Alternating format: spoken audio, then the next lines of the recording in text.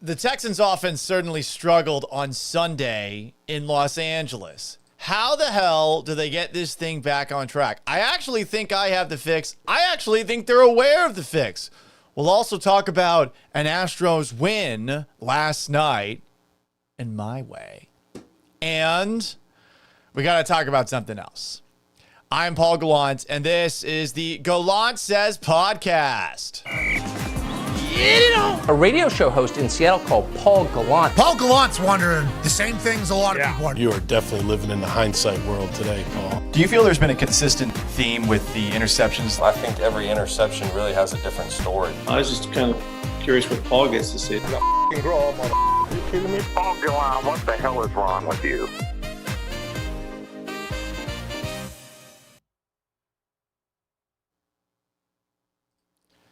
Hello, and welcome aboard the Gallant Says podcast. It is Thursday, September 11th, 2025.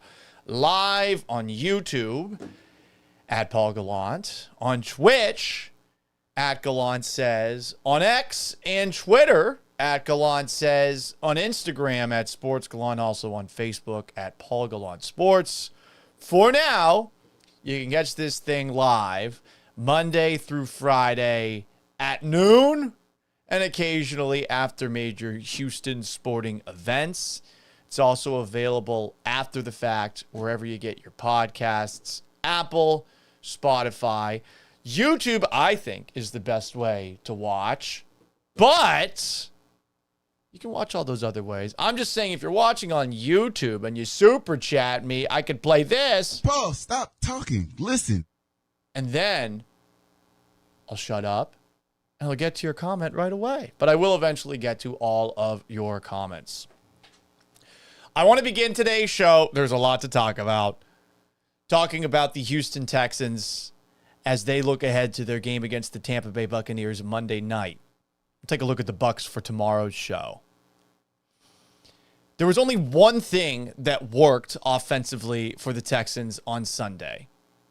Lots of circumstances that lent themselves to those struggles, right? You got the shuffling on the offensive line at the very last minute. You didn't have Christian Kirk out there. So to see C.J. Stroud running for his life, not all that surprising.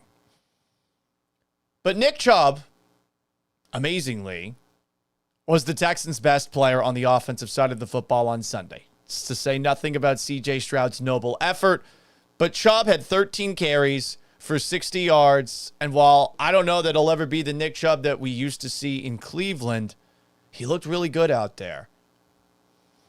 And honestly, I think the Texans actually might have gotten the ball to him a little bit more had they not fallen into as many brutal situations as they found themselves in over the course of this game. I'm just going to run through all of them as quickly as I possibly can. First play of the game for the Texans. Holding by Cam Robinson. It's 1st and 20 from the get-go. Then on top of that, a delay of game after Nick Chubb had a carry for 3 yards. It was a very difficult drive. They shot themselves in the foot there. Second drive of the game started off with a Nick Chubb run for nothing. They brought in Dameon Pierce a little bit later. Chubb did not look like the Chubb of old on that first drive that the Texans were able to score on, a 51-yard field goal. But as the game wore on, Chubb got better. And if you think back and wonder, hey, if the Texans don't shoot themselves in the foot, which is a very big if for 2 letters, there's a chance that Chubb might have gotten the football a little bit more, and maybe we're talking about a Texans dub. I think that going forward, to help that offensive line out, especially considering they have been constantly telling us that their identity is going to be one where they want to beat the shit out of people. They want to maul people. They want to have a different attitude. And whether that's offensive coordinator Nick Caley or it's new offensive line coach, Cole Popovich. That's a mentality they want to take on. Well, one way to take on that mentality and maybe give your offensive line an easier burden as they try to get acclimated with one another is to have these guys going forward, pushing people instead of dropping back and trying to protect C.J. Stroud more often than not. That's not to say don't use C.J. Stroud, but if you have an effective running game, that's going to help Stroud out, especially with how good he is in the play action. What I'm encouraged by is that it seems that the Texans are aware of the fact that offensively, they're going to need to give the ball to the guy who was their best player on Sunday. This is Texans head coach D'Amico Ryans yesterday with my guys Mark Vandermeer and John Harris. Sure, I think Chubb ran the ball really well. We tried to mix it up with the backs. Got Woody some touches, Damian. We're going to try to lean in with Chubb a little bit more. I think he deserves it. He's shown that he continued to get better as the game went on. You saw him running stronger, finishing plays in a physical manner. So we got to get him going a little bit more, right? And I think he can really help us. CJ did a nice job helping that rushing average by scrambling a little bit. Such a nice drive there before the 2 minute.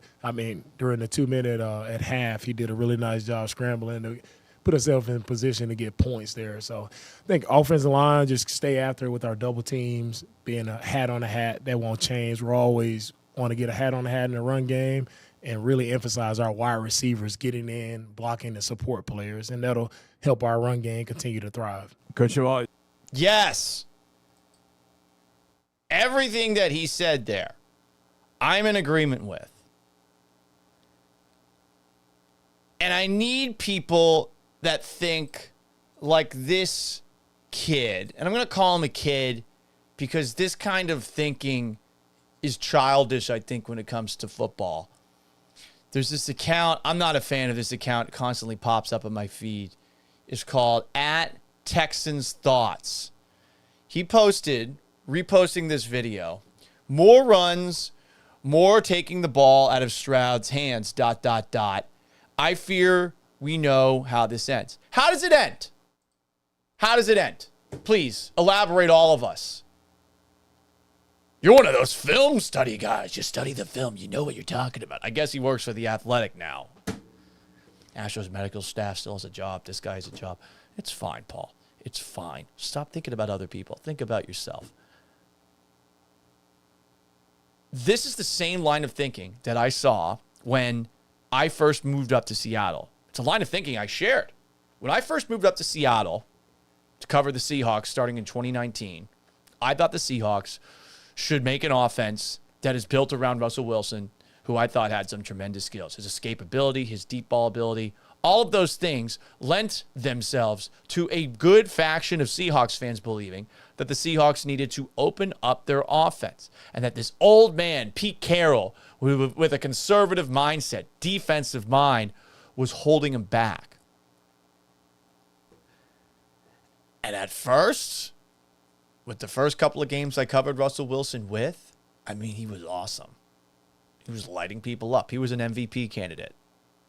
But then things eventually hit the fan.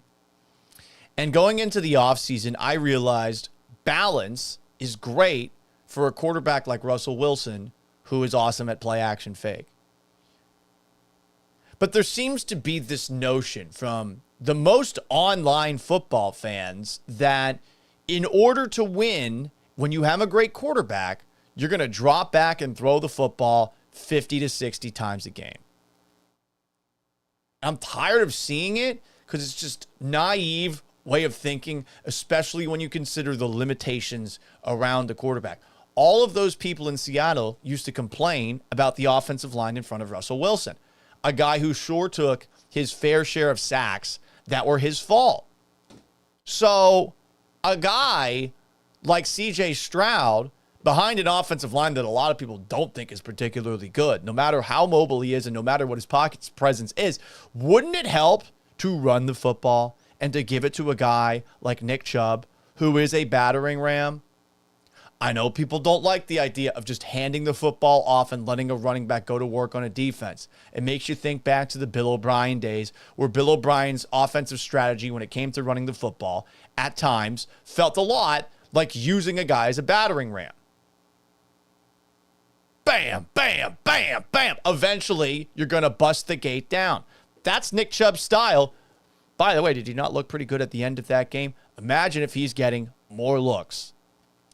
Dameon Pierce could have been that guy, but he doesn't have the best vision. Dario Gunbowale is not trustworthy until proven otherwise with the football in his hands. He should not have dove for that first down on first down, making it easy for now the defensive player of the week, Nate Landman, to punch that thing out.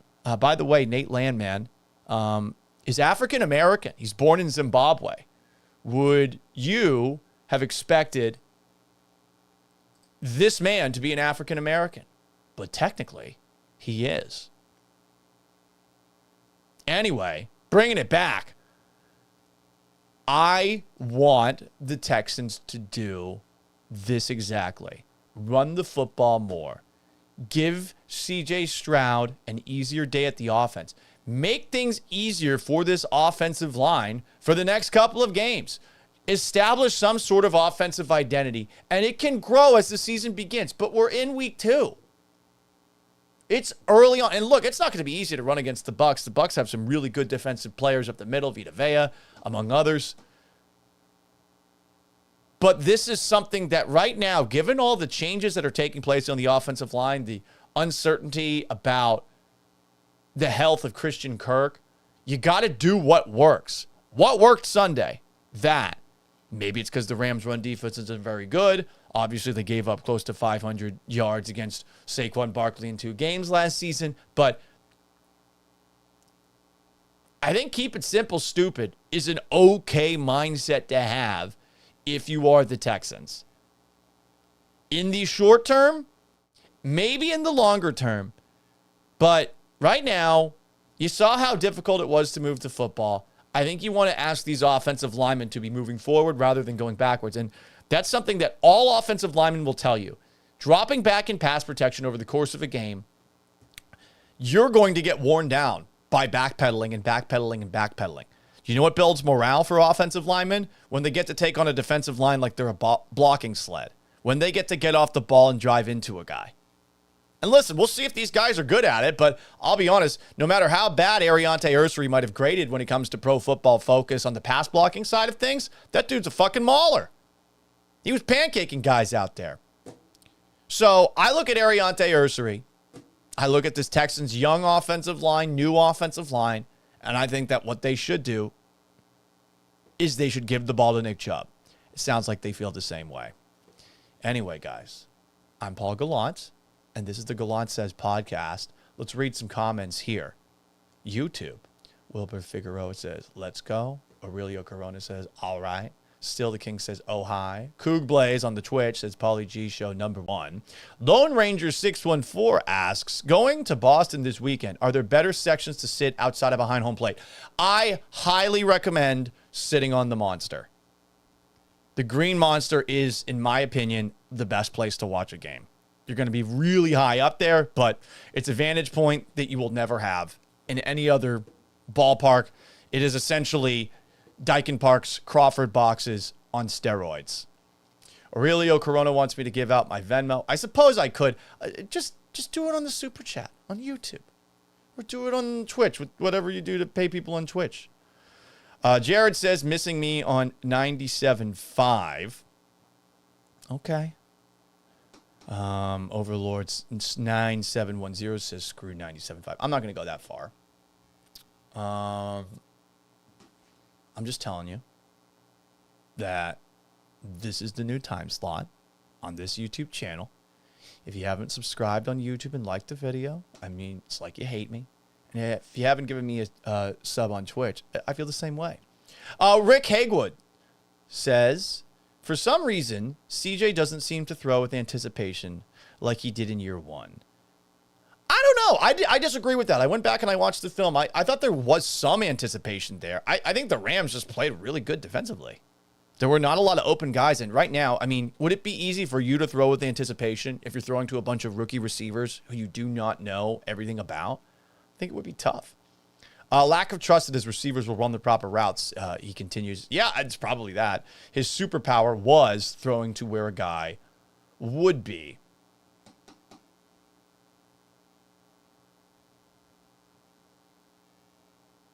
I think that when it comes to that, it comes over time. You can't get too mad about what you saw in week 1.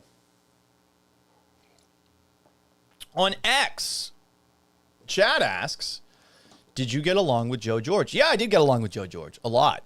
And I will give Joe George credit because he did address some of the changes. It was at the end of the show Tuesday after I'd made my announcement, probably 30 to 40 minutes before. It was brief. He did say that he was offering support. I hugged him when I left. I hugged Sean when I left. I hugged the guy who told me I was no longer employed when I left.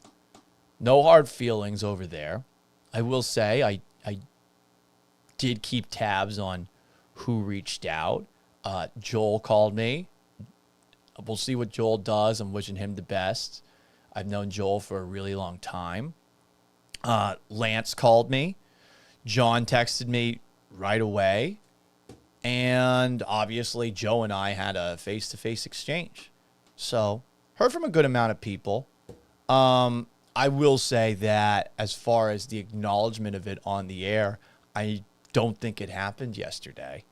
It's one of those weird things about sports radio where you just move on. I did check out the beginning of the new afternoon show, and I think they just went right into it without acknowledging the elephant in the room. In my humble opinion, that's some pussy shit. But hey, do your show your way. I know that I've opened up every single show after a major change has happened by talking about what happened for about a minute plus or so. I think you owe it to the people that left. But hey, I get it. You don't want to step on toes. Not everyone's me.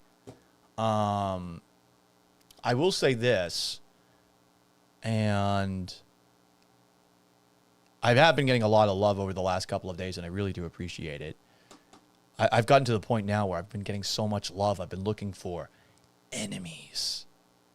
I've actually been looking for enemies. I've been looking for any little comment that will motivate me, because it's nice getting your ass kissed, and people will stop doing that in a couple of days. Getting the McNulty-esque funeral when he got canned from the Baltimore Police Department, if you've ever watched The Wire. But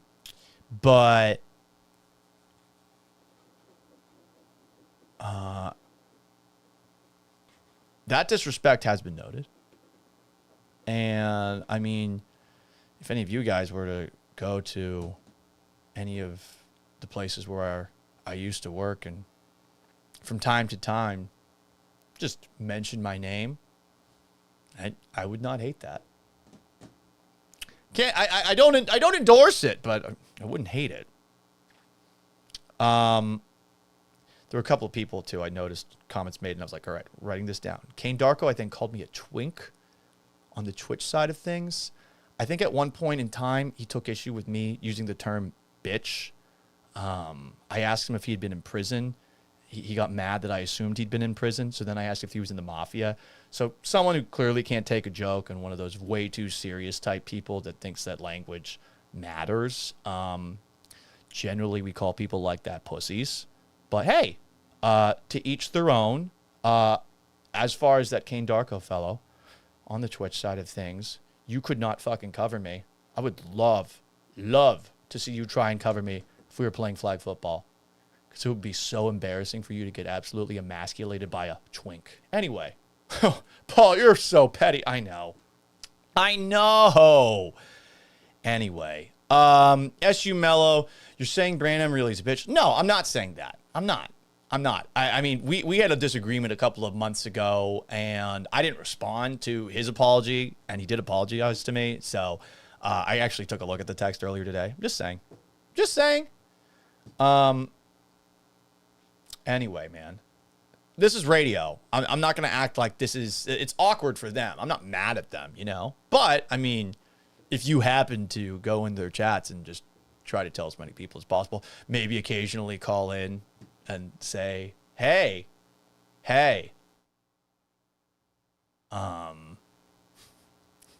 You call him with another subject line and you talk about something else. I do not endorse it. I do not endorse that. I don't want that. I don't want it. Okay? Don't do that. Don't do that. Please. Anyway. What else do we have here? Anyone see this? I'm bringing this up because this is a person who my career has intersected with a couple of times.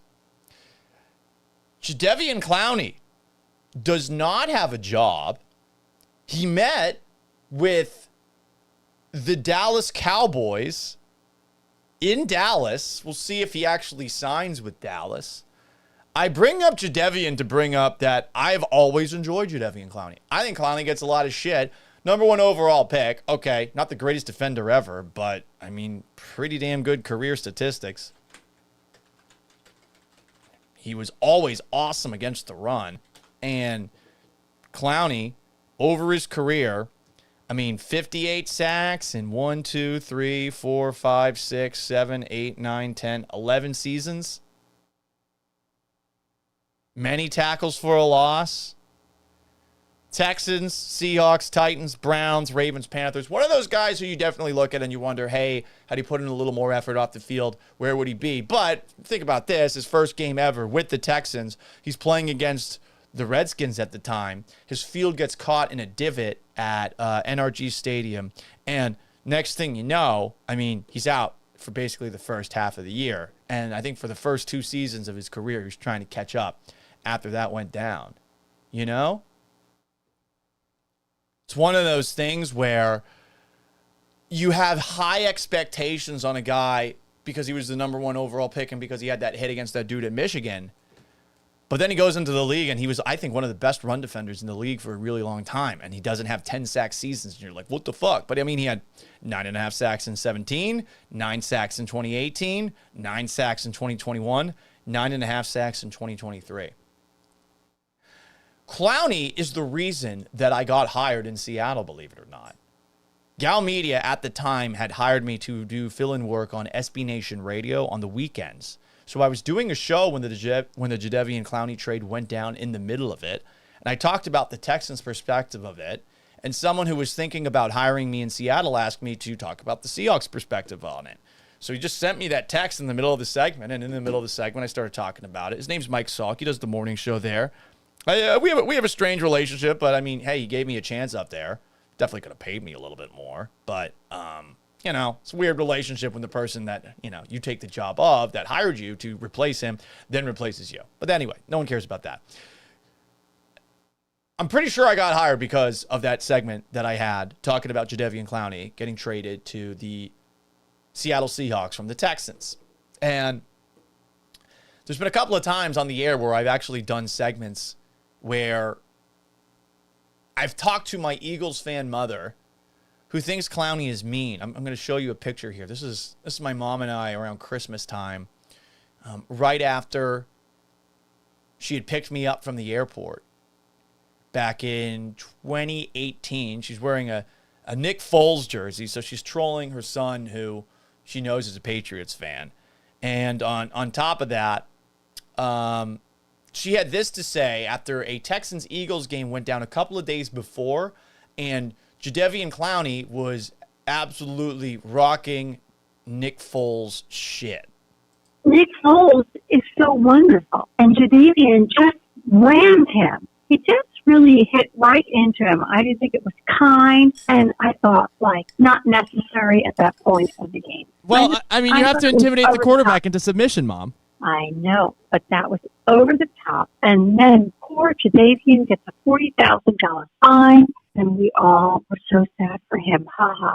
Wow. But wow. Now, the man, he's got a family. Well, I'm sure he does, but so does Nicky. Nicky's a great guy. But now, after watching Jadeveon play in the San Francisco Seahawks game, I must say he has great skills. Yeah, he does. But the $40,000 fine probably taught him a lesson. I didn't see any dirty sweat. All right, love you, Mommy. But I do. Okay, love you too, Paulie. I'll see you for Thanksgiving. Go Seahawks. Okay, but I know the Eagles will win anyway. Wow! Okay, bye, Annie. By the way, they didn't win. That's my old co-host, Danny. Had a lot of fun up in Seattle doing that show with him. Danny was a really good man. And, just continuing this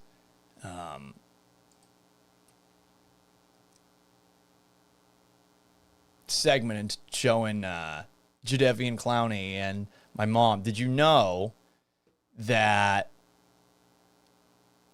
Jadeveon Clowney had this to say to my mom? This actually happened thanks to my old co-host, Danny O'Neill, who was in the locker room after the game. I'm sorry to send your guys home today. How you doing, Kitchen? It's your boy JD Clowney here. I just come to say, bye, Eagles, bye. Not fly, Eagles, fly. No, I'm joking. Kitsy was a little worried or upset at last year's hit on Nick Foles. Oh, she gonna hate me this year, probably. I'm sorry, Kitsy, but I'm just playing the game. I had no intentions to hurt him. Any parting words for Kitsy? Any party words? Have fun in the off season, Kitsy. I'll see you second round.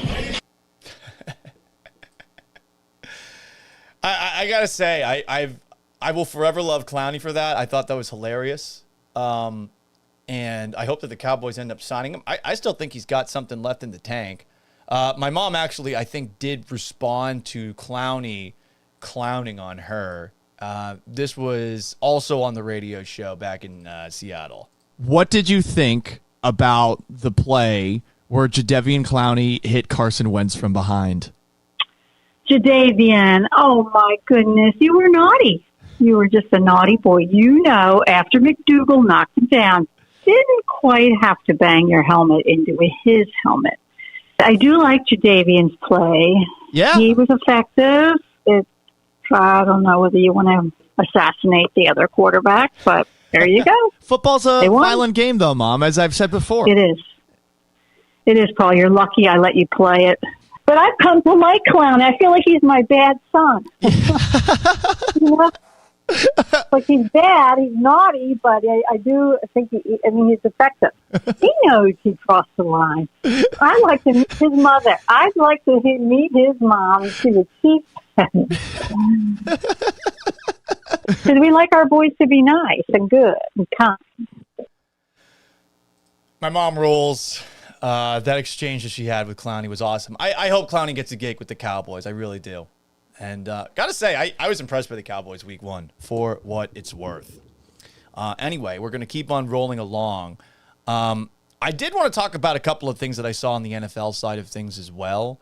So Lamar Jackson is a guy that I have liked since I first watched him play for Louisville.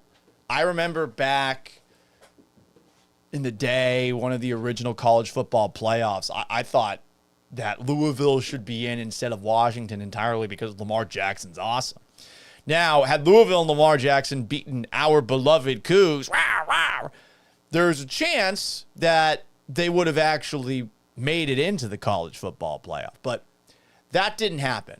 Whatever the case, I've always liked Jackson. I don't understand how he slid all the way to the back of the first round. The Jaguars should have taken him. My Patriots should have taken him. Like, I did not understand that. Of course, he goes to Baltimore, and everyone assumes it's going to work out. I didn't think it would work out like this, though, because Jackson has actually gotten better as a passer over time. And, I mean, wasn't his fault that the Ravens lost on Sunday, much like it wasn't his fault that the Ravens lost in the playoffs. You know? I don't know how many people saw what went down in Sunday Night Football right after Lamar Jackson threw the ball to ex-Texan DeAndre Hopkins, and he made that one-handed catch. Jackson joined Hopkins in celebration in the end zone, and while he's running around the back of the end zone, a Bills fan, they weirdly get carte blanche to be assholes. Like a Patriots fan throws something at Tyreek Hill, who sucks as a person. Oh my God, Patriots racist. But some Bills fan shoves Lamar Jackson as he's running along the back line of the end zone, and also does the same to DeAndre Hopkins. No one says a fucking peep. These animals throw dildos on the field. But to bring it back to that moment in time, This is Lamar Jackson after the game. Check that. Not after the game. This is Lamar Jackson from yesterday talking about that exchange he had with that fan where he shoved him back after the fan shoved him. Eric talked to me about it. I mean, I believe everyone seen what happened. Don't get me wrong, I didn't try to, it just happened. Like, I got pushed. I'm like, what?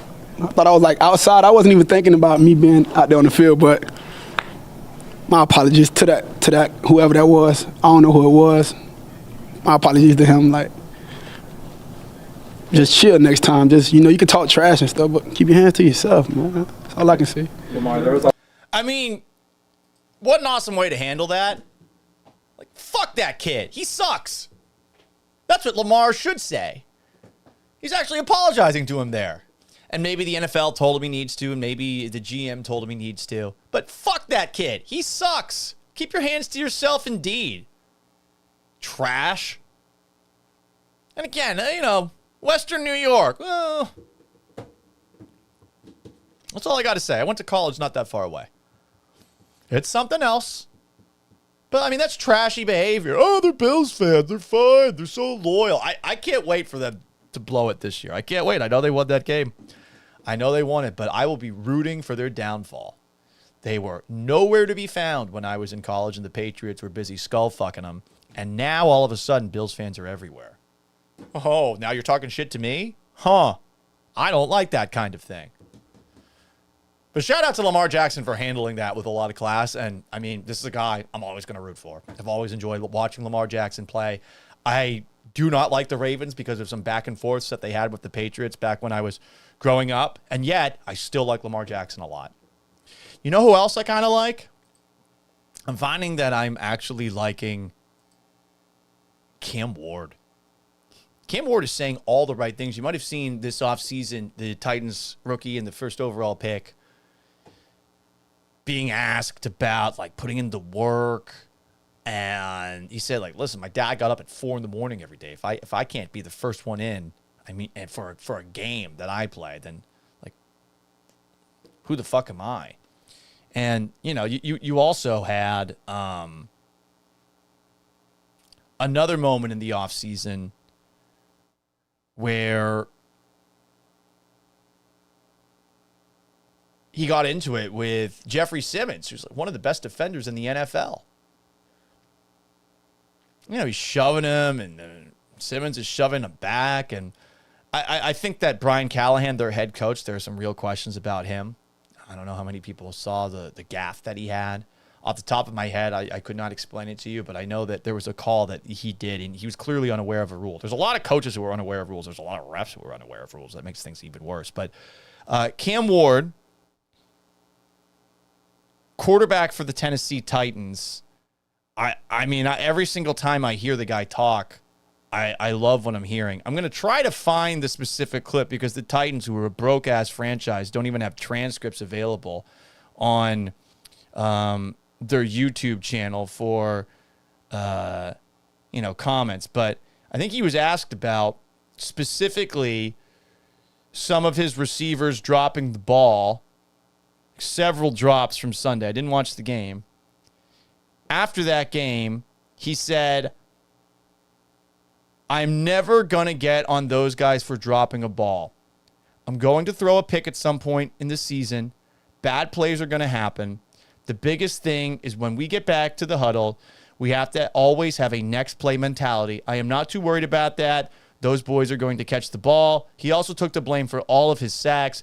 This is a guy who you've seen on Twitch in the offseason acting like his teammates are the best players in the league before he even got drafted. Like, this guy's a ride or die, and I don't know if he's ever going to be good in the league. I really don't. He just says all the right things, and I compare that to some of the stuff that you get from Caleb Williams, who has the worst body language ever, and clearly his receivers get frustrated with him, even if he does have skill and from time to time show flashes. I just feel like an attitude like this goes a very long way. And for Caleb Williams, like, it's an attitude that he needs to emulate in some way, shape, or form, I think, if he's going to actually succeed in the NFL. Anyway. What do we have here? Some more comments. Talking about the Bills fan. What do we got? Motherfucking Cornbread asks, why is Lamar Jackson walking by the stands, though? Well, he was following DeAndre Hopkins. He was walking by the stands. Javi Goodtimes asks, Paul, did you see the guy who pushed Lamar in his apology? He was wearing a neck brace. So that was a parody video. I saw it. I wondered for a second. That was a parody video. They're getting very good. Comedians are finding ways to make it look like things that didn't actually happen happened. And the people that get that they're skit think it's great. And the people that don't get it think that it's actually what went down. But you'll see this from time to time. It'll be someone zoomed in on a TV recording something. And the recording will be of something that has been photoshopped or put, like green screen style, onto that TV. It's impressive technology. It is very difficult these days to keep track of what's real and what's not, you know? Rick Hagwood says, Butkus. Dick Butkus knew how to handle fans running on the field. Wait a second. Let's see. Butkus. Fan on the field.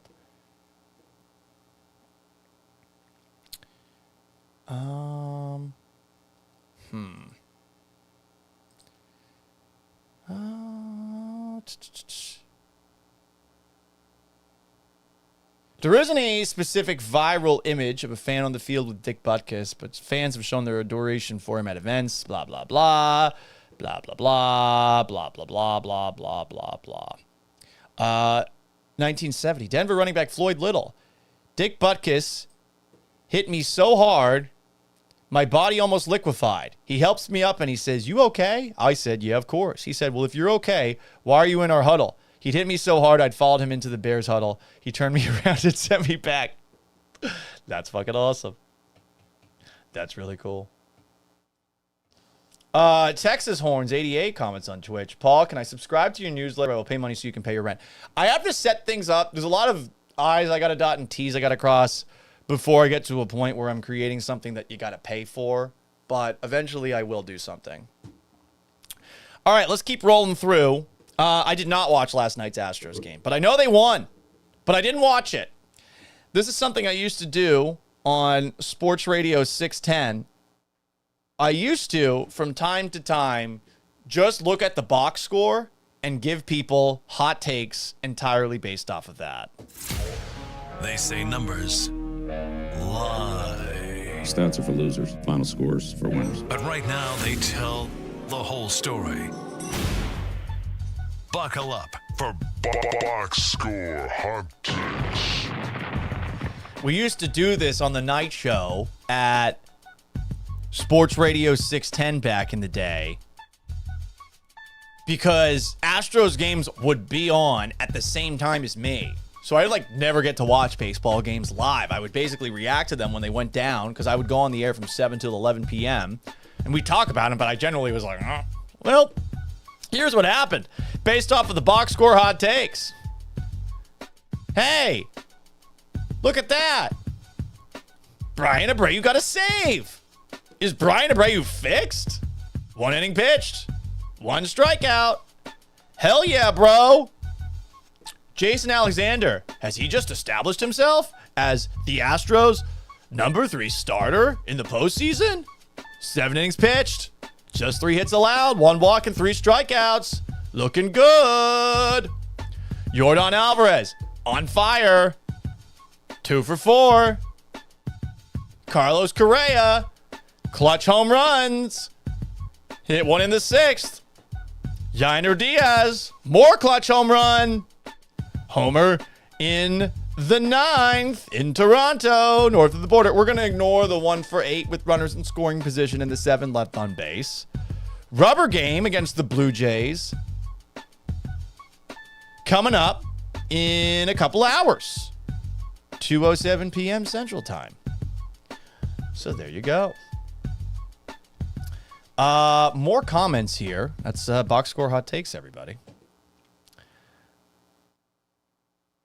B. Schwett, parentheses, Awake Reaper, end parentheses. No lie, I can't believe when you first started at 97.5, I was really annoyed with your show. Then yesterday, I was so annoyed you weren't on the air. I really enjoyed your show and will continue to watch you 12 to 3 as long as you were on a show and have one. I don't know if we'll be going until 3, but we will be at least starting at noon for the foreseeable future.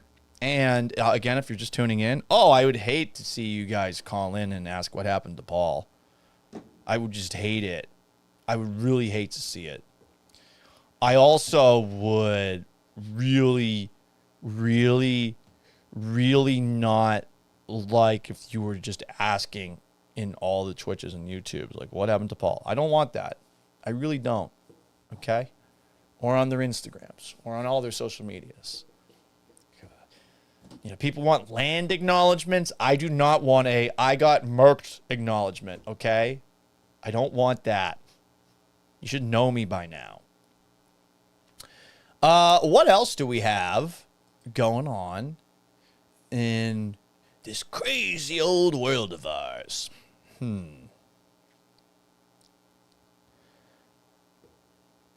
It is a pretty important day. I wanted to wait to get to this point till a little bit later in the show. It is September 11th. I know everyone has a 9/11 story. Before I get into mine, can you believe people have the audacity to have been born after September 11th? Who the fuck are you? You don't even understand what it was like?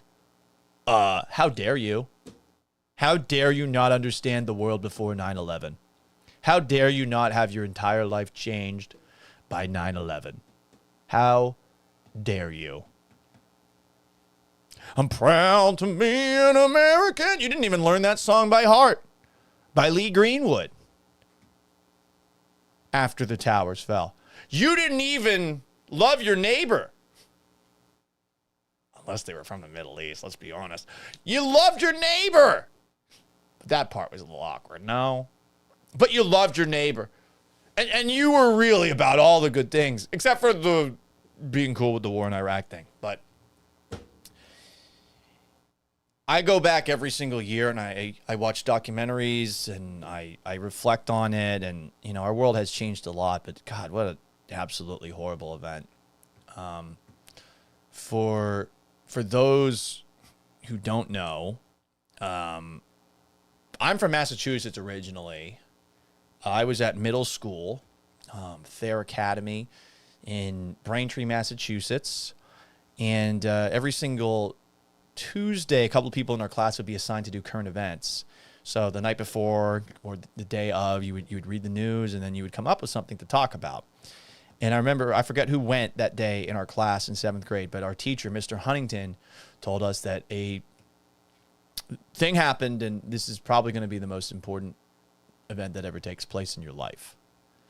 This is the most historic moment that'll be in your life. And I mean, I hope that's the case at this point with the way things seem to be going around the world.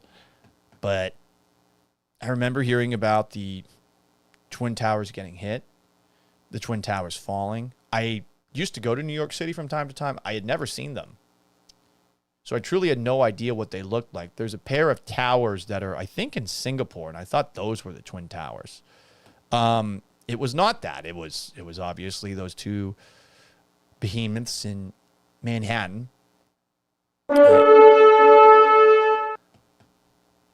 And school went along as much as it possibly can. There were a lot of people who had relatives that were there, and everyone was trying to figure out what happened.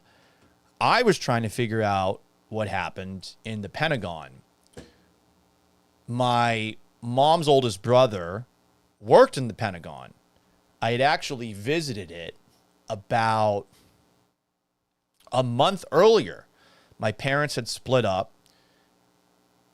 My mom wanted me to get out of the house, so I helped my sweet and wonderful grandmother, Mom as I called her, move from Philadelphia to St. Petersburg, Florida. Along the way, we stopped in D.C. We stayed at my Uncle Dave's house, and he was working in the Pentagon at the time. So we got to actually go inside the Pentagon, go on a tour. He introduced us to people who I do not remember, but I thought it was so cool to be in there. His office I believe, ended up getting moved around. So he got to a different part of the Pentagon. And the day that the plane hit, he was in the courtyard smoking a cigarette. I don't know if the old office got hit. I don't think the new office got hit. But I know that it's in our family. My Uncle Dave, we always think about him and how blessed he's been over the course of his life in terms of like some of the things that he's been around and he's been okay through. Great dude. Like, I love my mom's family. I love my dad's family too. And right after that went down, because he was in the Department of Communications, he basically walked across the street or down the street because the phone lines were down to a golf course. And in the pro shop, as part of the Pentagon, they ran up like a phone bill of millions of dollars just in one day, making all sorts of phone calls and communicating after the fact. I know a lot of people have questions about what went down that day with the Pentagon, and there's all tinfoil hat theories out there. It is a tinfoil hat Thursday. Today I'm not doing the tinfoil hat stuff. But what I do know is that my other uncle, my godfather, who is my Uncle Dave's youngest brother, at the time was working at the DEA in D.C., and someone that he worked with actually saw the plane hit and explained it to everybody else. So I know there's a lot of theories about what happened. That's what I think happened.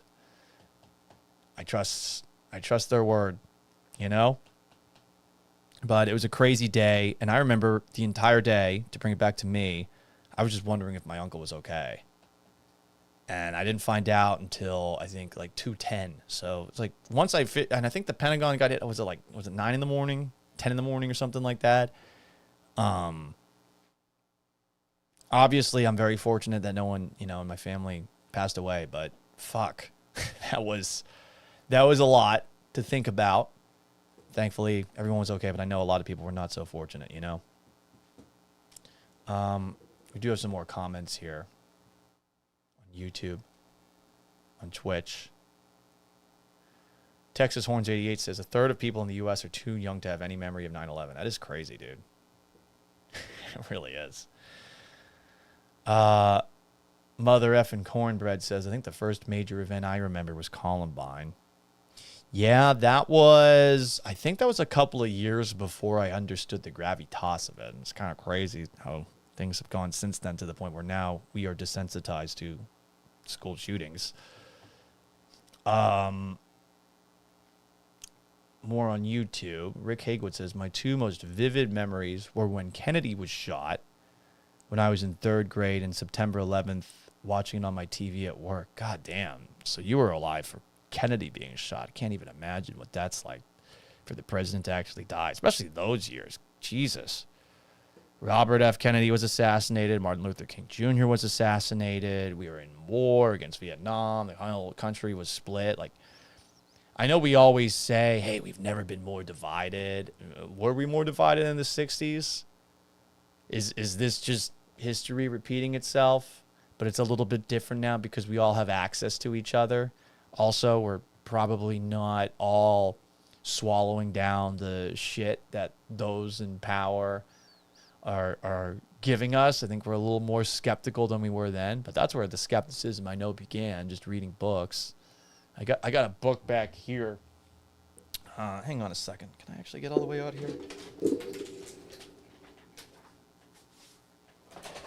There's a book I have. It's called The Devil's Chessboard, and it's definitely an interesting read. If you going back to what Rick Hagewood's talking about JFK's assassination. I'm a nerd, and I put the little post-it notes in there so I can find specific stuff from time to time. So that's September 11th, and obviously I would be remiss if I didn't talk about the other thing that went down yesterday. Jesus Christ. One of the worst things I've seen ever. Because you watch it, and you just watched someone die. for those who don't know, and I think everyone knows now because that's all the internet's been talking about for the last 24 hours, Charlie Kirk, who is a conservative pundit, was assassinated at a event in Utah. I first heard about it after talking with my godfather, who I mentioned to go, who said, "Hey, did you hear what happened to Charlie Kirk?" I said, "No." He said, "He got shot because he's in the hospital." And I'm thinking to myself, oh my God, seriously? And I didn't know much about Charlie Kirk, to be perfectly honest. This is a guy that I saw satirized on South Park via Cartman. He even had his hairstyle. And every now and then, reels would pop up that would show Charlie Kirk talking with people who disagreed with him, and the thumbnails on these videos are like, Charlie Kirk owns liberal, and those are the kind of thumbnails that get put up to get clicks. Or are they entirely a reflection of the back and forths and the exchanges he had? Honestly, I couldn't tell you. I haven't watched a lot of this guy. I'm going to read what I posted about him for a moment. That we've now stooped to shooting people with different opinions than us in a country built on free speech is incredibly depressing. And I say this as somebody who talks for a living. I think that free speech for someone like me, it's the most important thing that there is. It's not the most important thing for everybody, but when you see some of the things that are taking place in Europe where people are getting arrested for calling someone a Muppet, that happened in England, and other crazy things, you should be thankful that, sure, freedom of speech does not mean you can say whatever you want without consequences, but you're not going to be imprisoned for it or killed for it. But perhaps an entirely new can of worms has been opened. This guy had kids and a wife, and from what I understand, this man is famous because he engages with people who have different opinions than him. He talks with them. Now, maybe he's talking down to them. And some of his ideas, I've seen a lot of different opinions on them. I'm not going to act like I know all of them. But he deserved to die because he had a different take on these things? What? He posted this back on April 7th. And he wrote, assassination culture is spreading on the left. 48% of liberals say it would be at least somewhat justified to murder Elon Musk. 55% said the same about Donald Trump. In California, activists are naming ballot measures after Luigi Mangione, the guy who killed the CEO of, was it United Healthcare? The left is being whipped into a violent frenzy. Any setback, whether losing an election or losing a court case, justifies a maximally violent response. This is the natural outgrowth of left-wing protest culture, tolerating violence and mayhem for years on end. The cowardice of local prosecutors and school officials have turned the left into a ticking time bomb. I know a lot of people have different opinions on everything that he said there. There's a part of me that thinks that this could be somewhat melodramatized, right? There's another part of me that saw this shit firsthand in Seattle where people were looking the other way while small businesses were being vandalized because what? Because George Floyd was killed in Minnesota? What happened to George Floyd was awful. It didn't happen in Seattle. Let's just break shit. That has been normalized in a lot of different places. Lawlessness. And I definitely think there are some people out there that are pushing, hey, you got to fight. And I'm not going to act like that's exclusive to the left. This was the same thing happening to a degree with the right. And I don't want to get into the, what about? There's a lot of that bullshit in response to the post that I made. Really, all I know about Charlie Kirk is that he had massive clackers for doing shows in front of people who disagreed with him. When I posted that on social media, I actually thought, well, whether you agreed or disagreed with him, It's like the same thing when a player in sports gets injured and you're like, as a Bears fan, I'm like, thoughts and prayers for someone that got hurt. I even thought about saying I'd say the same for any American with any line of thinking who'd been murdered in the same way because of all the whataboutisms and, well, he said this under my original post. More than anything, I hope his family sees justice being served to whoever and whatever orchestrated this. And it just bums me out that politics, a thing that you and I have zero control over, and political disagreements have made us actually hate one another. We're all Americans. We're trying to do our best in a world that's changing so quickly, but we're not adapting to it. I think we're getting worse. And, that really bums me out. It really does. And I hate that an event like this is going to serve to further divide people. I mean, ironically, the people that hated him have made him a martyr, even if the assassin, and we don't know much about the assassin at this moment in time, even if the assassin was, not politically motivated. I've seen a lot of stuff out there. I don't know what's what. I don't know what is, what isn't. I just know, from what I understand, this is a person who was trying to engage in debate with people who disagreed with him, and he was doing some of these hot takes of his in front of people who disagreed with him. Balls. Chutzpah. I even asked Grok, like, hey, I see a lot of people saying some really fucking shameful shit out there about him. I saw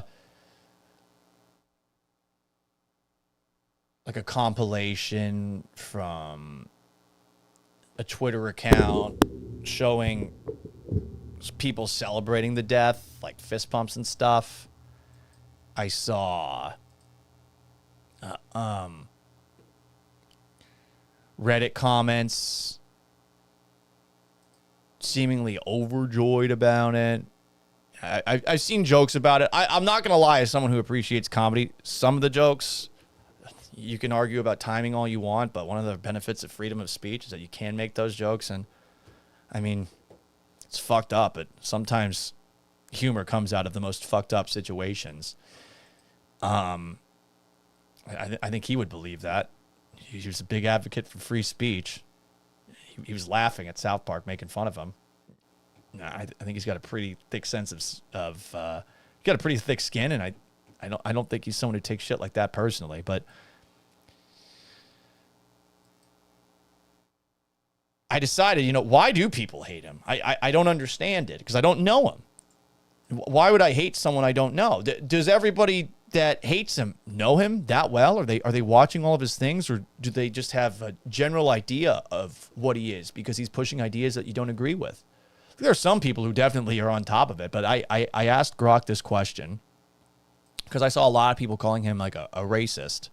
Why do they claim he was racist, and what comments are they referring to? This is what Grok wrote for me. People claim Charlie Kirk, the founder of Turning Point USA and a prominent conservative commentator, was racist primarily due to his repeated public statements and positions that critics interpret as diminishing the experiences of racial minorities, especially Black Americans, promoting the idea that merit-based opportunities are undermined by diversity initiatives, and denying systemic racial inequalities. These views have been amplified through his podcasts, campus tours, books, and social media, often framing them as opposition to woke culture, critical race theory, and diversity, equity, and inclusion programs. A lot of buzzwords being said along the way there, and using those buzzwords and talking about those buzzwords is certainly one way to gain quite the following when it comes to people who lean right. And it's going to get a lot of people who lean left or who are perhaps centrist annoyed, if not angry. But asking questions about some of those ideas, I see no problem with that, as opposed to just accepting them at face value. Like, why can't we have a little conversation about them, even if we disagree? Maybe one person becomes more enlightened because they push back. Maybe Charlie Kirk, if he's hearing the pushback from some of these folks who are pushing back against his pushing back, maybe he hears something that he agrees with. Conversations just get to a point now where everyone's yelling at each other and is hostile with each other. And fuck. Anyway, I'm going to keep reading what Grok told me about him. Because again, like, I'm just going into this blind. Man got shot in the neck. It's the worst thing I've seen in a really long time. Detractors argue this rhetoric perpetuates stereotypes and aligns with white supremacist undertones. You hear that a lot. I wish... I think that's an unfair thing to say. There's undertones. Like, you could interpret it that way, but this isn't a man saying, like, white power, you know, like he's Clayton Bigsby or a David Duke or anything like that, right? I think. Supporters see it as defending colorblind meritocracy and critiquing identity politics. Well, identity politics have gotten a little bit old, in my opinion. Critics from organizations like the Anti-Defamation League, Southern Poverty Law Chapter, and media outlets like the New York Times have labeled his rhetoric as racist, xenophobic, or extreme. Okay, I can understand the ADL and the SPLC doing that. The New York Times labeling rhetoric racist, to me, and Grok might be just summarizing this, maybe that quote's never happened, but to me, that is a jump to conclusions on the jump to conclusion, Matt. Usually you used to have firm proof that something was racist. People pointed to inflammatory language on race, immigration, civil rights. His Exposing Critical Racism tour in 2021 aimed to counter teachings on systemic racism, but drew accusations of stoking racial divisions. Well, I mean, sure, but systemic racism, I'm having a tough time speaking.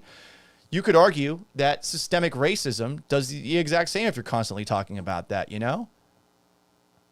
Not to say it's never existed in any form. Obviously, the South, slavery, blah, blah, blah. Some also cite his associations, such as platforming guests who discussed race science or genetic inferiority without pushback. That's a fair pushback. And his embrace of Christian nationalism intertwined with anti-minority views. The most commonly referenced comments and positions that fuel these claims are black pilot comment in 2024. If I see a black pilot, I'm going to be like, quote, boy, I hope he's qualified, end quote. This was made during a discussion on DEI and aviation, implying that black pilots might only be hired due to racial quotas rather than merit. Okay, I mean, I'm not thinking twice about who the pilot is of the plane. I get on the plane, I just want to fall asleep. I will say that there are a lot of inexperienced pilots these days because there is a shortage when it comes to hiring pilots. I know somebody who actually is a pilot, and it is kind of crazy what that industry is going through right now. Like, they're out of bodies. So I would more just be kind of concerned about all pilots' qualifications these days. All of them. So that's one to push back against for sure. Denial of white privilege. Kirk has repeatedly called the concept of white privilege a myth, a racist lie, and a racist idea that unfairly demonizes white people. I mean, it does assume that everyone has the same privilege. I would say that for me, a kid who grew up in the suburbs of Massachusetts and went to private schools my whole life, for sure, I had some privilege in my life. Is it white privilege or is it just privilege? I am very white. So I guess it is white privilege.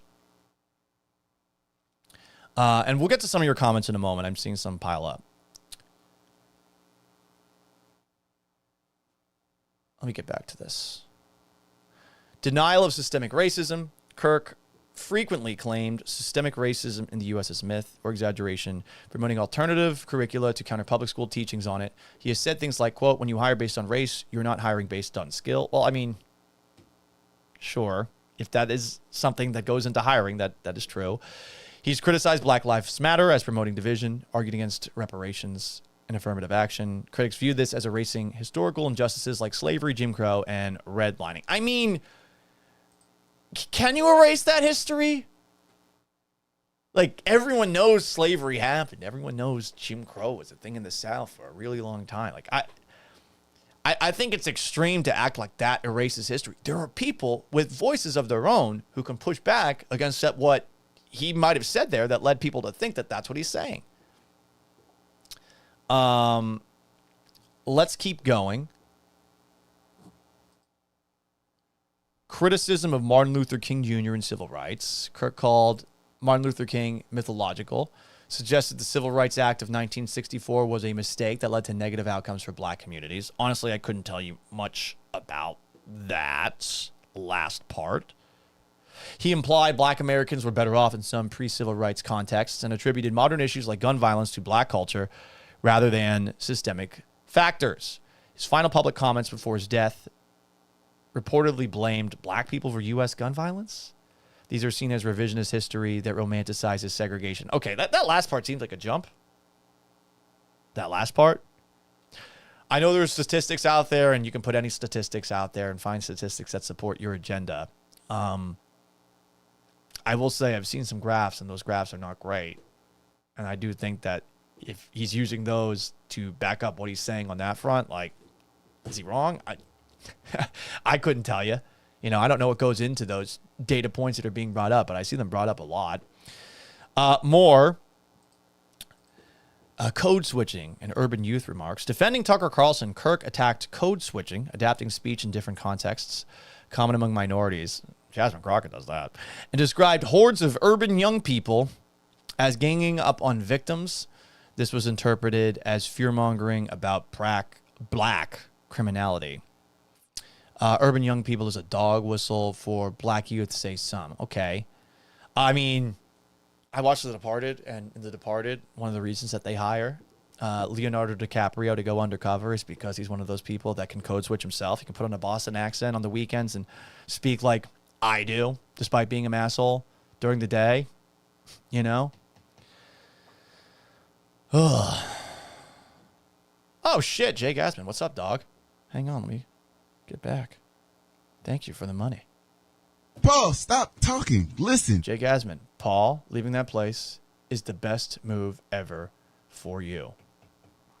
Well, I appreciate that, man. Glad to see you're doing really well with the Jets stuff. It's a shame the Jets are generally the Jets, but that was a moral loss on Sunday. Hell to the yeah. Immigration and racial comments. Various. Croc continues writing. Kirk has made statements at opposing immigrations from people who hate your country, often in contexts targeting non-white migrants, and blamed racial minorities for societal issues. He's also cheered actions against Palestinians, which some tie to broader anti-minority bias. The claims of Kirk's racism aren't universal. Kirk has denied being racist, framing his views as anti-identity politics, and had black supporters who credited him with empowerment. However, the accusations peaked around his anti-DEI campaigns and persisted until his recent death, with discussions on platforms like X often citing the above as evidence. A lot of people seem to hate him based on this idea that he's racist. And when you call someone racist, generally the next thing that you're going to call that person is you're going to call him Hitler, fascist, et cetera, et cetera. I mean, we see a lot of that these days, don't we? Is it always true? Is it sometimes an exaggeration? Is it sometimes hyperbole? Yeah. Hell, I would say almost all the time it is. Like my grandfather fought in World War II, and he went into a concentration camp. When we were first discovering about their existence, and obviously the government, FDR, Churchill, they may have been aware of them earlier than we knew. There's an interesting Ken Burns documentary about that, but my grandfather went into these places. Just absolute despicable evil. And as we get further and further away from it, to throw Hitler and to throw Nazi as labels at people, it just completely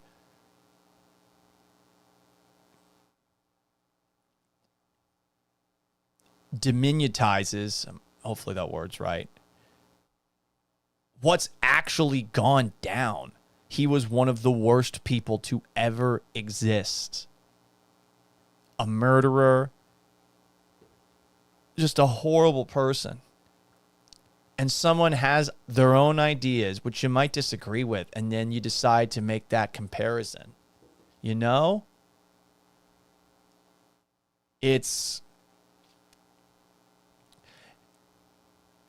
frustrating because I see a lot of people justifying it online and saying, oh, well, Charlie Kirk is a pro-gun guy. Isn't it ironic that he said people dying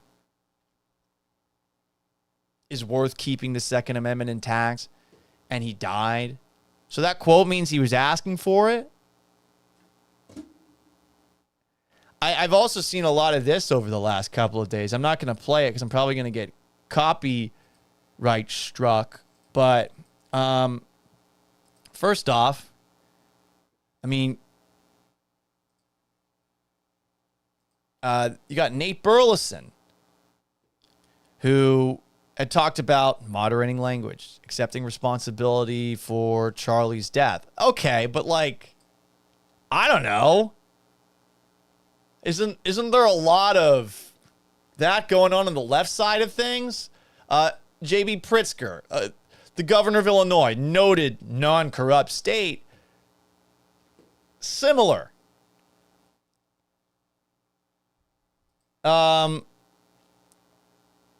Seth Moulton attacked right-wing extremists as the cause of the vast majority of political violence in the country. Okay, but like, didn't this happen? Like, am I taking crazy pills here? Does anyone remember this? Like, this is just a montage of You got to be ready to throw a punch. You have to be ready to throw a punch. Donald Trump, I think you need to go back and punch him in the face. That I thought he should have punched him in the face. Feel like punching him. I'd like to take him behind the gym if I were in high school. If we were in high school, I'd take him behind the gym and beat the hell out of him. No, I wish we were in high school. I could take him behind the gym. I will go and take Trump out tonight.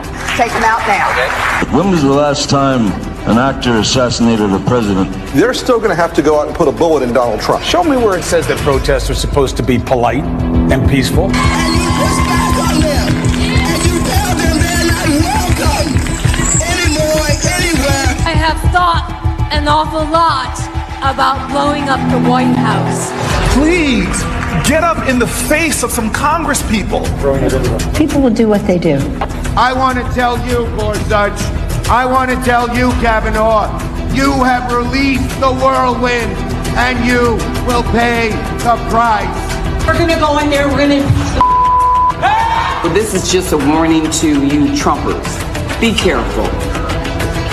Walk lightly. And for those of you who are soldiers, make them pay. If you had to be stuck in an elevator with either President Trump, Mike Pence, or Jeff Sessions, who would it be? Does one of us have to come out alive? So look, some of this is joking around, and obviously you could probably make the same kind of montage for people on the right doing the same thing. Like, I'm not going to go out and do it myself, but I think it's hypocritical for one side of the aisle to call out the other side of the aisle for violence that was just committed on a guy who had different opinions than people on the other side of the aisle. That's really all I'm trying to say here. It shouldn't be that controversial, but I guess it is. And, you know, we've seen a lot of gaffes over the last 24 hours by the main streamers. Houston Dude 1995. Love the dramatic ass music in the background. I know, wasn't it? You gotta fearmonger a little bit, and that dramatic music is gonna do it. MSNBC had said that the Charlie Kirk shooting could have been a supporter shooting their gun off in celebration. That actually happened. And that led to a statement from MSNBC President Rebecca Cutler during her breaking news coverage of the shooting of Charlie Kirk. Matthew Dowd made comments that were inappropriate, insensitive, and unacceptable. We apologize for his statements, as has he. There is no place for violence in America, political or otherwise. But they posted it on their PR account. You also had a video from TMZ, which is just god-awful dog shit. Just terrible. I know that they're right on a lot of stuff, but the actual TV show itself, have you ever seen it? Like they're in a studio and there's just a bunch of these like self-important cunts who are all like sitting around in a circle and they're like, did you see what happened? Did you see what happened to the celebrity who was walking across the street? Oh, wow. And they had like weird sound effects to the background. Just a fucking garbage show. But I guess at the same time that it was reported via President Trump that Charlie Kirk was dead, there was an audible laughter and cheering that took place. You can hear it for yourself here. Janet, go to have somebody. And then afterwards, like they go out and they do an apology where they're like, "Hey, they weren't cheering that. They were cheering the end of a We're car live chase." streaming all day during this tragedy. When something happened in our office, as we were reporting the assassination of Charlie Kirk, there were some people in the back room away from our news desk here who were watching a car chase. And they were laughing, they were clapping, and you could hear it out here. And we want to make a couple of things clear. One is that I know these people, and they were not laughing, they were not reacting that way about Charlie Kirk's assassination. They were not. They would not work here if they did. And that being said, we acknowledge that it was horrible timing, and for that we are sorry. So look, I can't remember the last time that I cheered or laughed at a car chase. It's been a while. I think that's a little bit of a reach, but hey, you know, you the timing was bad, so they did apologize for it. I'm going to need to see the car chase. I think they should have actually shown the car chase here. They got all those cameras in the TMZ studios. They probably could have found it. But anyway, let's get to some of your comments here. All I'm saying ultimately is that the guy has been demonized in quite a way. And I think that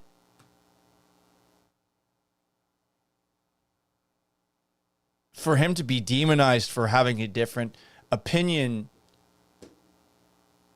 I think a lot of people who hate and are angry at those who have a different political opinion than you, I think you have to look at yourself in the mirror and wonder if this hate is worth it. All politicians, scumbags to some degree, right? Left or right, taking money under the table, taking money over the table, not actually representing our best interests. Like we all know about all that stuff. But people who actually just talk about things, if we get to a point where people who say something that we disagree with in a country founded on free speech, we disagree with it so much, we feel the need to kill them. What does that open the door for? This idea that like he got what was coming, a guy who actually had the balls to go in front of people and debate with them and engage in dialogue, do the things that honestly all of us should do better. Even if when he posted online, it's framed as Charlie Kirk owns a lib or whatever the fuck it was. Shouldn't that be something that more of us do? We got these two sides that are pointing at one another and just being complete assholes to one another. And Charlie Kirk, you might have disagreed with a lot of what he said, but I mean, he listened to other people. Probably didn't listen very hard, but he listened. And I mean, we don't know the motivations for the killer, but like, he was probably killed because he's famous for having very strong opinions that a good portion of Americans share with him. I don't share all the same opinions as him. I don't even know half the opinions he has, you know? But I think a lot of people that are weighing in on his death and acting like, oh, he's this racist piece of shit, he's a Nazi and shit. I don't think that they actually know the entire context when it comes to that person. And I would encourage those people to try to look for some of the good.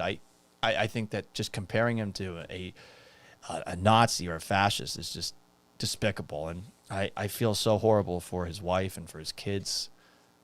And ultimately, those people who are so happy that he's gone, just remember this, like, people like you have made him a martyr, even if not everyone agrees with that take. People who loved him sure are going to agree with that. Anyway, guys, let's talk about stuff. Let's read some of your comments, everybody.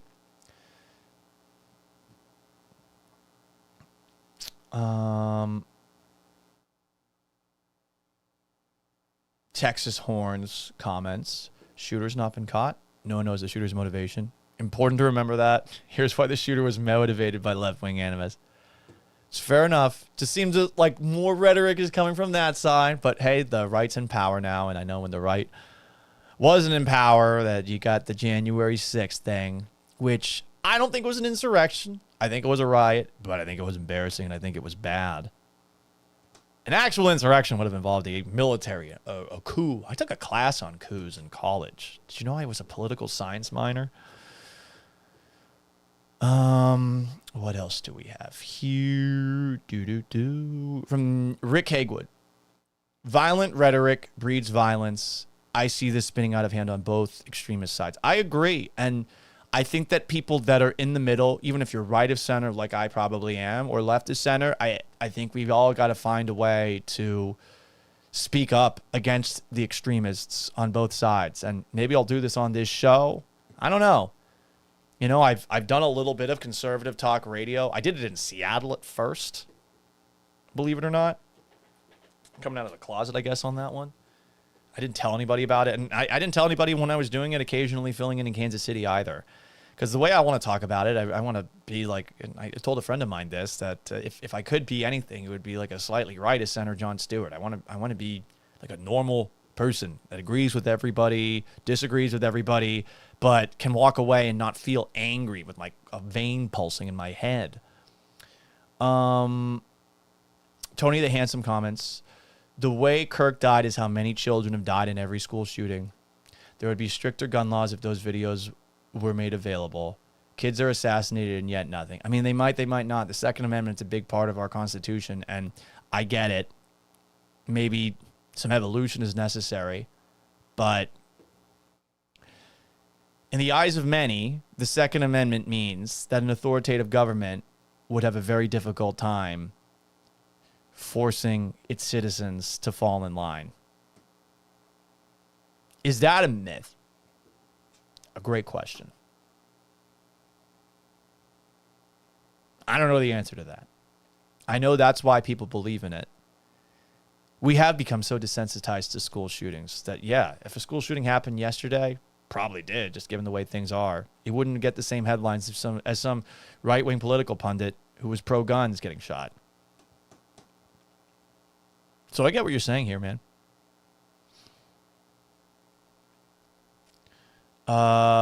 Texas Horns is commenting a quote. Black women do not have the brain processing power to be taken seriously. You have to go steal a white person's slot. That's from Charlie Kirk.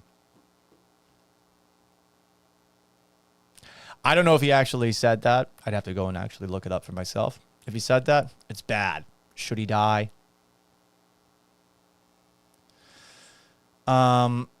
Houston Dude 1995. He said black people were better off during slavery because they committed less crime. Come on now. Have I been deifying him? Like, aren't there people on the left who are racist towards white people, towards Asian people, towards black people as well? Right? I mean, I'm not acting like everything he said is something I agree with, and I am, I guess, operating in a little bit of, not indifference necessarily, but like with not entire knowledge of what he is and what he has said. I did ask AI to summarize it as best I could. Do those comments merit death? And, you know, I go back, there was a time There's a time back in, let me look this up. ACL.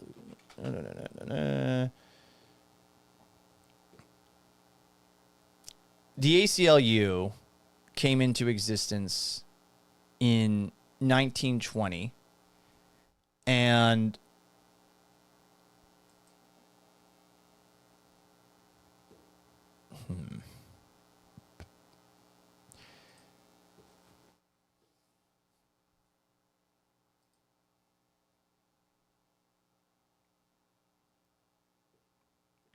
back in the day, I know that the ACLU had defended the First Amendment rights of Nazis and the Ku Klux Klan.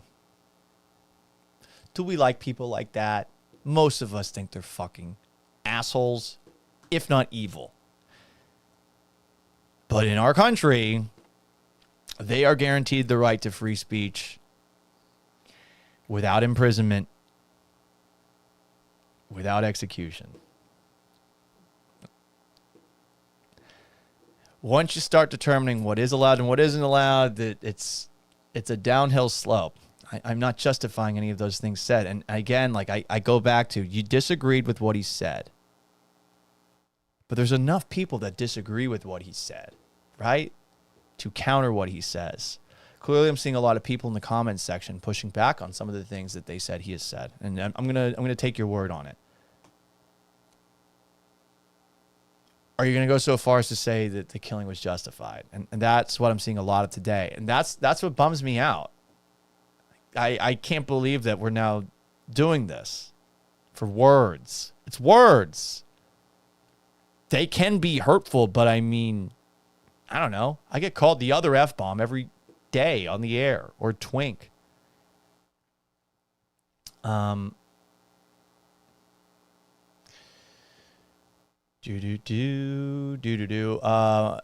says I need a mod. Nah, we're going to leave it open for now.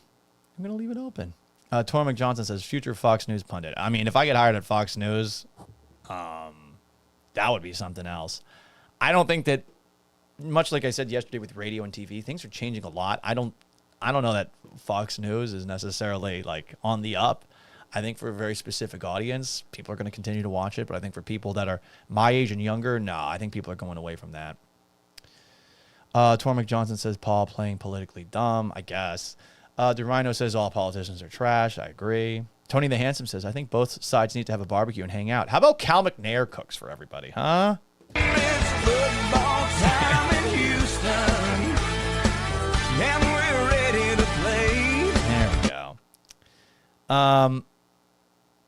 Lone Ranger 614 says, I think public executions should probably be brought back. I think there's a lack of fear of consequence. Well, I would say that while the Islamic world's a little backwards on certain things, yeah, I would say for thieves, like, it's one thing to arrest somebody but then not prosecute them because they stole less than $1,000.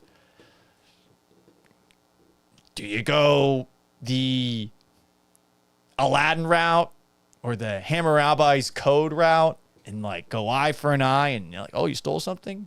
Off with your hand. I don't know. I'm not justifying it, but I agree that fear in certain elements wouldn't be bad. What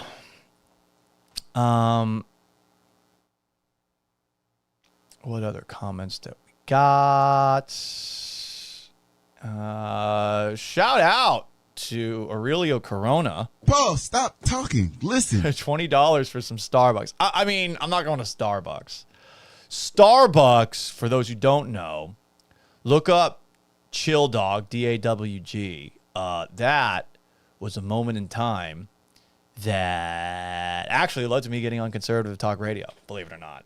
Tucker Carlson taking a giant shit in my mouth without actually asking me about what went down in my perspective led to me doing conservative talk radio. I would actually love to talk with them sometime. Alas, earwax. Roland Bassett asks, is that a Jeff Goldblum pillow in the background? What an eye you have. Yes, this is a Jeff Goldblum pillow. So, for those who don't know, Jeff Goldblum, in this pillow right here, is holding up his finger, and he's like, oh, shh. I don't know what this is from, But anyway, back in a time when I was part of a 3-man radio show on Sports Radio 610, this is 2018 and 2019, Mad Radio with my friends Mike and Seth, Mike Meltzer, Seth Payne. I consider them friends, still talk with them. We have a group text together. Every now and then we just send each other random shit. I actually messaged Seth a little bit earlier about someone I was annoyed by. The person I was talking about a little bit earlier, Texans thoughts or whatever. I got this pillow because Seth and I kept on talking over each other. So this is the talking pillow. So if you've ever seen Breaking Bad, there's a scene where there's an intervention going on for Walt because Walt doesn't want to get chemo treatment. And Skyler says like, hey, I have the talking pillow. So I thought it would be funny to bring it in. And I brought it in and I said, hey, I have the talking pillow at one point where we were talking over each other. And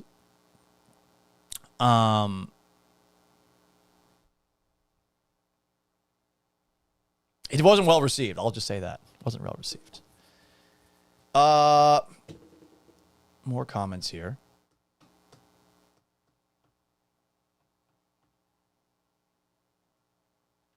Texas Horns 88 asks, provide some examples of prominent left-wingers celebrating his death. Pointing out who Kirk was as a person is not saying he deserved to die. He did not. He should also not be celebrated. I would say that the pointing at the rhetoric isn't quite that. The rhetoric that the right has, but there were some left-leaning people that did that. I would say that some of those left-leaning people pointed before this went down towards the idea that we got to fight, all that shit. But to your point, Texas Horns 88, I could probably look. I could probably find it.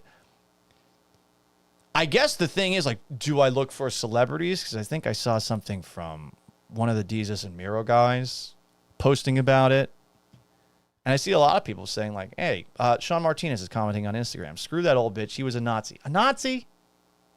A Nazi. My grandfather fought them in World War II. They were gassing Jews and other people because they felt they were subhuman.